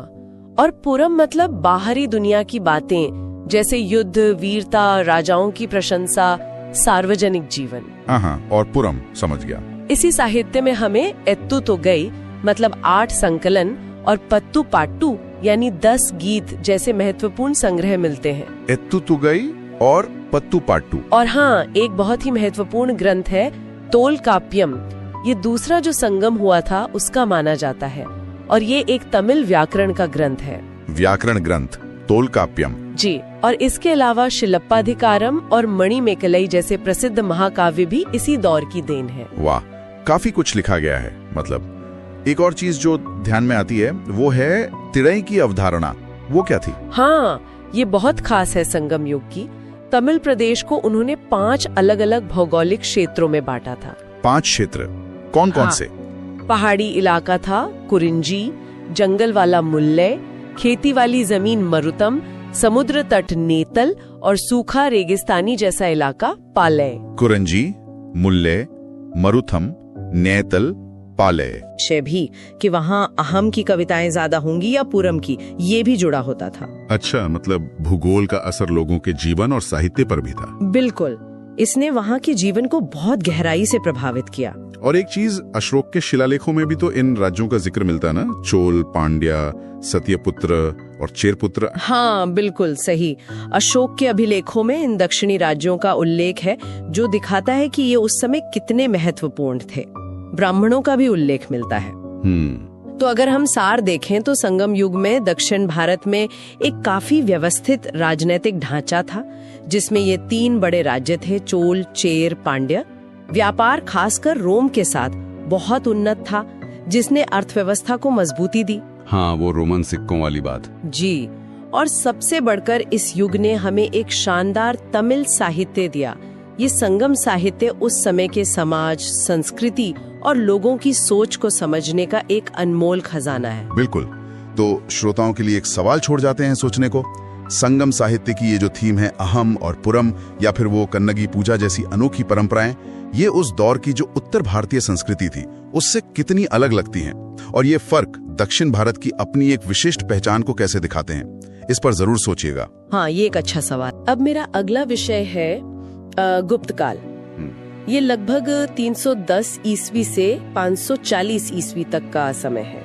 जी, गुप्त काल काफी महत्वपूर्ण दौर रहा है भारतीय इतिहास का। हाँ, तो हमारे पास जो जानकारी है उसके हिसाब से हम इसके खास शासकों, उनके काम, शासन और थोड़ी संस्कृति पर बात करेंगे। बिल्कुल, ताकि जो प्रतियोगी परीक्षाओं की तैयारी कर रहे हैं उनके लिए जरूरी बातें साफ हो जाएं। हाँ, मतलब श्रीगुप्त से शुरू करते हैं, फिर चंद्रगुप्त प्रथम, समुद्रगुप्त, चंद्रगुप्त द्वितीय और कुमारगुप्त प्रथम तक। ठीक है, तो शुरुआत श्रीगुप्त से हुई, जिन्हें महाराज की उपाधि मिली थी। वो संस्थापक थे। संस्थापक, लेकिन असली संस्थापक तो शायद चंद्रगुप्त प्रथम को मानते हैं, है ना? हाँ, ज्यादातर यही माना जाता है। उनकी उपाधि भी देखिए महाराजा धीराज थी। अच्छा, तो ये उपाधि बड़ी थी श्रीगुप्त से। जी, और इन्होंने ही 319 ईस्वी में गुप्त संवत की शुरुआत की, ऐसा माना जाता है। और वो लिच्छवी राजकुमारी कुमार देवी से विवाह, वो भी तो खास था। हाँ बिल्कुल, वो सिर्फ शादी नहीं थी, एक तरह का राजनीतिक गठबंधन था। इससे उनकी ताकत बढ़ी। और एक और बात, सोने के सिक्के, हाँ, वो इन्होंने शुरू किए थे। जी, ये पहले गुप्त शासक थे जिन्होंने सोने के सिक्के जारी किए। अच्छा, इनके बाद फिर समुद्रगुप्त आए 335 ईस्वी के आसपास। हाँ, समुद्रगुप्त, इनकी उपाधियां भी दिलचस्प है। कविराज, लिच्छवी दोहित्र। कविराज मतलब कविता भी करते थे। हाँ, कला प्रेमी भी थे। और लिच्छवी दोहित्र क्योंकि उनकी माँ कुमार देवी लिच्छवी राजकुमारी थी। ओह सही। और इनकी जानकारी का मुख्य स्रोत वो प्रयाग प्रशस्ति है, इलाहाबाद वाला स्तंभ लेख। बिल्कुल, उसी से उनकी विजयों का पता चलता है। जबरदस्त सेनापति थे वो। हाँ, मैंने पढ़ा है। उत्तर भारत मतलब आर्यावर्त के 9 राजा और दक्षिणापथ यानी दक्षिण भारत के 12 राजाओं को हराया। और वो जंगली इलाके 8वें राज्य भी। जी, उन्हें भी जीता। उनकी सैन्य पहुंच काफी वसी थी और उन्होंने कई तरह के सिक्के भी चलाए थे। कमाल है। अच्छा, फिर आते हैं चंद्रगुप्त द्वितीय 380 ईस्वी से। इनका नाम तो बहुत सुना है, विक्रमादित्य। हाँ, विक्रमादित्य, ये बहुत प्रसिद्ध उपाधि है इनकी। और भी उपाधियां थी, देवगुप्त, देवराज, देवश्री और शकारी। शकारी मतलब शकों को हराने वाले। जी हाँ। शकों का उन्मूलन इनकी एक बड़ी सैन्य उपलब्धि मानी जाती है। और इन्होंने भी विवाह संबंधों का इस्तेमाल किया था, है ना? बिल्कुल। नागराज कुमारी कुबेर नागा से खुद विवाह किया और अपनी बेटी प्रभावती गुप्त का विवाह वाकाटक नरेश रुद्रसेन द्वितीय से किया। दक्षिण में प्रभाव मजबूत हुआ इससे। बड़ी स्ट्रेटेजिक सोच थी। हाँ। और सबसे मशहूर बात, इनके दरबार में 9 रत्न थे। अरे वाह जी, 9 रत्न, जिनमें कालिदास, धन्वंतरी, वराह मिहिर, अमर सिंह जैसे दिग्गज शामिल थे। एक से बढ़कर एक विद्वान। क्या माहौल रहा होगा। अच्छा, इन्होंने चांदी के सिक्के भी शुरू किए, वो पहले नहीं थे? नहीं, पहले नहीं थे। चांदी के सिक्के चलाने वाले ये पहले गुप्त शासक थे। और वो चीनी यात्री फाहियान? फाहियान भी इन्हीं के समय भारत आया था। उसके विवरण से उस समय के समाज और जीवन के बारे में काफी कुछ पता चलता है। और उज्जैन को दूसरी राजधानी भी इन्होंने ही बनाया। जी, उज्जैन उस समय एक बड़ा व्यापारिक और सांस्कृतिक केंद्र बन गया था। इनके बाद आए कुमारगुप्त प्रथम, लगभग 415 ईस्वी में। हाँ, कुमारगुप्त प्रथम। इनका सबसे महत्वपूर्ण काम शायद नालंदा विश्वविद्यालय की स्थापना है। नालंदा, बिल्कुल। शिक्षा का इतना बड़ा केंद्र, ये तो बहुत बड़ी देन है। निश्चित रूप से। ये खुद कार्तिकेय के उपासक थे। और इसी दौर में कालिदास के अलावा वात्स्यायन, विष्णु शर्मा जैसे लेखक भी हुए। जी हाँ, इसी काल से संबंधित माने जाते हैं। गुप्त काल साहित्य और कला के लिए भी स्वर्ण युग जैसा था। इतने बड़े साम्राज्य का प्रशासन कैसे चलता था? कोई खास व्यवस्था थी? हाँ, व्यवस्था काफी संगठित थी। पूरा साम्राज्य प्रांतों में बटा था, जिन्हें भुक्ति कहते थे। भुक्ति? अच्छा। और भुक्ति आगे जिलों यानी विषय में बटे होते थे। और सबसे छोटी इकाई थी ग्राम यानी गांव। और इनके अधिकारी? भुक्ति का प्रमुख उपरिक कहलाता था और विषय का प्रमुख विषयपति। और जैसे न्याय या सेना के लिए कौन थे? उनके लिए महादंड नायक जैसे पद थे। विदेश नीति या संधि विग्रह के लिए संधि विग्रहिक थे। और प्रांतों में कुमारामात्य भी महत्वपूर्ण अधिकारी होते थे। प्रशासन काफी विस्तृत लगता है। टैक्स वगैरह भी होते होंगे? हाँ हाँ, कई तरह के कर थे। एक था भाग, जो उपज का हिस्सा होता था। ठीक है। फिर भोग था, जो राजा को फल फूल सब्जी वगैरह के रूप में दिया जाता था। एक बलि नाम का कर भी था, जो शायद अतिरिक्त कर रहा हो। और वो विष्टि, बेगार? हाँ, विष्टि यानी बिना मजदूरी के जबरन काम कराना, ये भी कहीं कहीं प्रचलित था। अब थोड़ी बात संस्कृति की। मंदिर निर्माण तो इस काल की खास पहचान है। बिल्कुल, गुप्त काल को मंदिर वास्तुकला के शुरुआती दौर के लिए जाना जाता है, जैसे देवगढ़ का दशावतार मंदिर झांसी के पास। हाँ, सुना है इसमें पहली बार शिखल का इस्तेमाल हुआ। सही कहा। और कानपुर के पास भीतरगांव का मंदिर, जो ईंटों से बना है। जबलपुर में तिगवा का विष्णु मंदिर भी है। ये कुछ प्रमुख उदाहरण हैं। और वो भित्री स्तंभ लेख, वो स्कंदगुप्त के समय का है। उससे भी उस समय की घटनाओं की जानकारी मिलती है। तो कुल मिलाकर गुप्त काल में हमने देखा चंद्रगुप्त प्रथम, समुद्रगुप्त, चंद्रगुप्त द्वितीय, कुमारगुप्त जैसे शासकों ने न सिर्फ साम्राज्य बढ़ाया, बल्कि प्रशासन को सुधारा, साहित्य, कला, विज्ञान, वास्तुकला, सबको बहुत बढ़ावा दिया। उपाधियां, नवरत्न, नालंदा, ये मंदिर वाकई एक अहम दौर था। जी, परीक्षाओं के नजरिए से तो ये सारे बिंदु बहुत महत्वपूर्ण हैं ही, वैसे भी भारतीय इतिहास को समझने के लिए जरूरी हैं। बिल्कुल। चलिए एक सवाल श्रोताओं के सोचने के लिए छोड़ते हैं। हाँ, गुप्तकालीन प्रशासन या संस्कृति का कौन सा ऐसा तत्व है जो आज भी हमारे सिस्टम में या समाज में किसी न किसी रूप में दिखता है? इस पर जरूर सोचिएगा। अब मेरा अगला टॉपिक है गुप्तोत्तर काल। हाँ, गुप्त साम्राज्य के पतन के बाद देखें तो उत्तर भारत की जो राजनीतिक तस्वीर थी वो काफी बदल गई थी। हाँ बिल्कुल। मतलब एक बड़ी केंद्रीय शक्ति नहीं रही और उसकी जगह कई छोटी छोटी क्षेत्रीय ताकतें आ गईं। हाँ वही। तो आइए देखते हैं इस दौर में कौन कौन से प्रमुख राजवंश उभरे और सत्ता का केंद्र कैसे बदला। हाँ, मोटे तौर पर देखें तो थानेश्वर में पुष्यभूति वंश था जी। कन्नौज में मौखरी वंश। हाँ। मगध में उत्तरगुप्त थे। मालवा में यशोधर्मन का नाम आता है। गुजरात में वल्लभी के मैत्रक और बंगाल में गौड़ वंश। मतलब ये इस समय के मुख्य खिलाड़ी थे, कह सकते हैं। बिल्कुल। और ये दौर, जैसा आपने कहा, छोटे छोटे राज्यों के आपसी टकराव और कभी कभी गठबंधनों का भी था। जैसे थानेश्वर के पुष्यभूति वंश को ही लें। हाँ। स्थापना तो पुष्यभूति ने की, लेकिन असल में प्रभाकर वर्धन के समय ये काफी शक्तिशाली हो गए थे। हाँ। फिर उनके बेटे राज्यवर्धन और सबसे महत्वपूर्ण हर्षवर्धन। हाँ। इनका शासनकाल 606 से 647 ईस्वी तक माना जाता है। जी हाँ, बिल्कुल। हर्षवर्धन का नाम आते ही मेरा ध्यान कन्नौज पर जाता है। हाँ। उन्होंने अपनी राजधानी थानेश्वर से कन्नौज क्यों बदली? क्या ये सिर्फ उनके बहनोई कन्नौज के शासक ग्रहवर्मा की हत्या की वजह से था, या कोई गहरी रणनीति भी थी इसके पीछे? देखिए, ये एक बहुत ही महत्वपूर्ण सवाल है। असल में ग्रहवर्मा, जो मौखरी वंश के थे और हर्ष की बहन राज्यश्री के पति थे, उनकी हत्या मालवा के देवगुप्त और बंगाल के गौड़ शासक शशांक ने मिलकर की थी। अच्छा। तो अपने भाई राज्यवर्धन की मृत्यु के बाद हर्षवर्धन ने कन्नौज को न सिर्फ बचाया बल्कि उसे अपनी राजधानी भी बना लिया। और देखिए, कन्नौज की जो भौगोलिक स्थिति थी ना, वो बहुत महत्वपूर्ण थी। हाँ, कैसे? वो गंगा के किनारे बसा था, उपजाऊ दोआब क्षेत्र में था, व्यापार के लिए, सैन्य नियंत्रण के लिए, मतलब दोनों ही नजरिए से ये एक आदर्श जगह थी। तो ये सिर्फ एक भावनात्मक फैसला नहीं था। तो मतलब एक सोचा समझा रणनीतिक कदम था ये। हाँ बिल्कुल, एक रणनीतिक कदम।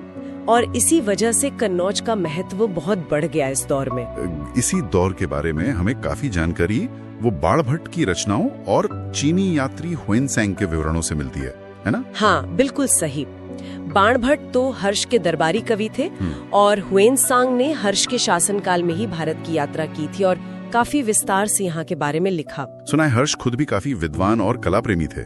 जी हाँ, उन्होंने प्रयाग और कन्नौज में विशाल धर्म सभाएं भी आयोजित करवाईं।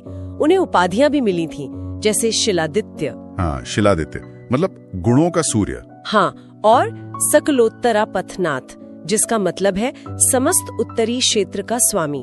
और ये भी कहा जाता है कि उन्होंने खुद प्रियदर्शिका, रत्नावली और नागानंद जैसे संस्कृत नाटक लिखे। अच्छा। हालांकि कुछ इतिहासकार मानते हैं कि शायद ये उनके दरबार के किसी कवि ने उनके नाम से लिखे होंगे, पर फिर भी कला और साहित्य को संरक्षण तो था ही। और कन्नौज के मौखरी वंश की बात करें जिनका जिक्र भी आया, ग्रहवर्मा तो वहीं के थे। हाँ, मौखरी वंश कन्नौज में पहले से स्थापित था। इसमें हरे वर्मा, ईशान वर्मा और फिर ग्रहवर्मा जैसे शासक हुए।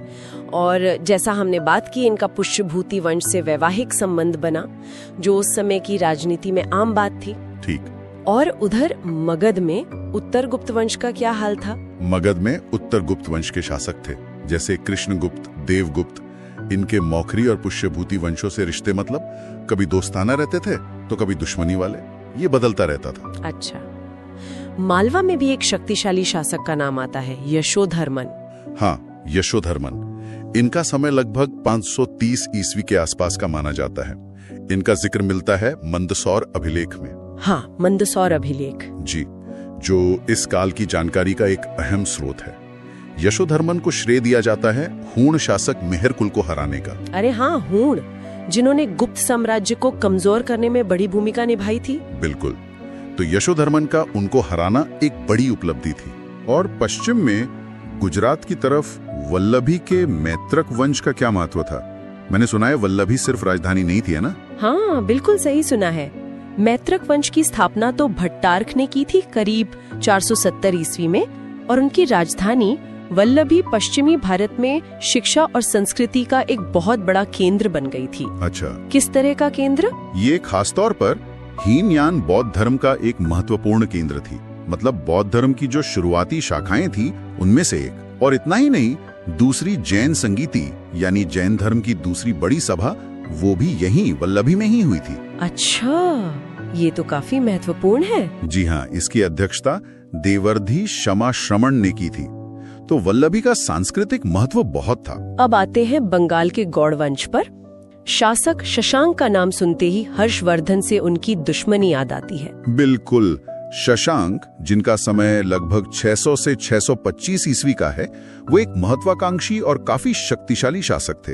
वो कट्टर शैव अनुयायी थे, मतलब भगवान शिव के उपासक। हाँ, हत्या में उनका हाथ था।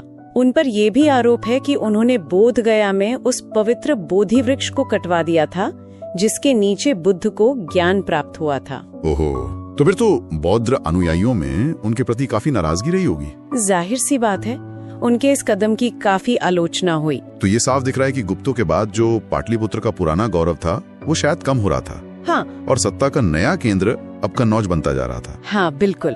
और कन्नौज पर कब्जा करने के लिए ही आगे चलकर 3 बड़ी शक्तियों के बीच एक लंबा संघर्ष चला।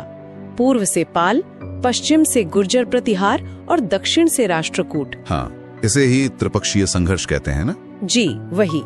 ये संघर्ष करीब 200 सालों तक चला और इसने उत्तर भारत की राजनीति को गहराई से प्रभावित किया। पर यह अपने आप में एक बड़ा विषय है। तो हमने देखा कि गुप्त साम्राज्य के बिखरने के बाद उत्तर भारत में किस तरह एक केंद्रीय सत्ता की कमी हुई, कई क्षेत्रीय ताकतें उभरी और कैसे कन्नौज इन सब के बीच सत्ता संघर्ष का मुख्य अखाड़ा बन गया। यहाँ एक सोचने वाली बात ये भी है कि इस दौर की जो राजनीतिक अस्थिरता थी, जो एक तरह का विकेंद्रीकरण था, और जिस तरह ये क्षेत्रीय शक्तियां उभरी, उसने आने वाले मध्यकालीन भारत की सामाजिक और राजनीतिक व्यवस्था की नींव किस तरह रखी होगी। ये ताकतें और इनके आपसी संघर्ष, ये सब मिलकर भविष्य के भारत को कैसे आकार दे रहे थे। बिल्कुल, ये सोचने वाला बिंदु है। खैर, आज की चर्चा यहीं समाप्त करते हैं। उम्मीद है आपको गुप्तोत्तर काल के इस महत्वपूर्ण दौर के बारे में उपयोगी जानकारियां मिली होंगी। अगर आपको ये पॉडकास्ट पसंद आया हो तो एसएससी गुरु टॉक्स को लाइक, शेयर और सब्सक्राइब जरूर करें और इसे अपने दोस्तों के साथ भी शेयर करें। जय हिंद,